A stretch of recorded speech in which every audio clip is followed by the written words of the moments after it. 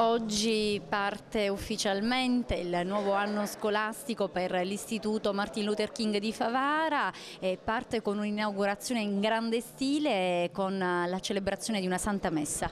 Sì, noi abbiamo scelto questa giornata che è il 4 di ottobre, San Francesco di Assisi, per inaugurare l'anno scolastico e sulla scorta della nostra formazione umanistica e cristiana non potevamo non iniziare questo anno scolastico con la celebrazione della Santa Messa per mettere in evidenza lo stretto rapporto che c'è tra la scuola, la comunità ecclesiale, ma anche tutta la comunità locale, quindi le famiglie, le associazioni, gli enti, perché tutti assieme possiamo portare avanti la mission della scuola. Sono sicuro che con l'aiuto di tutti riusciremo in questa nostra sfida e faremo di questa scuola il centro vitale di tutte le azioni positive riguardanti il volontariato,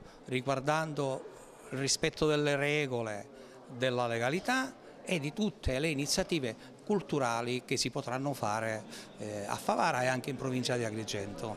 Tante le attività per questa giornata inaugurale dell'anno scolastico 2011 qui nell'Istituto Martin Luther King di Favara. Sì, oggi abbiamo cercato di coinvolgere praticamente tutti gli alunni, soprattutto le classi prime che inaugurano un nuovo corso di studi oltre che l'anno scolastico e sono stati coinvolti proprio in prima persona perché hanno preparato un buffet splendido, oltre tutte le aspettative diciamo.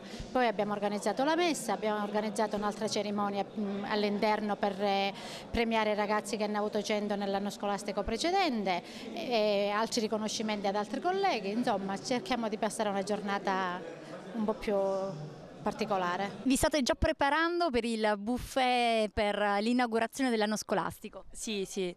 I ragazzi di prima ci hanno offerto i dolci e questo buffet, patatine, torte per entrare, diciamo, come nuovo anno scolastico, entrare nella scuola.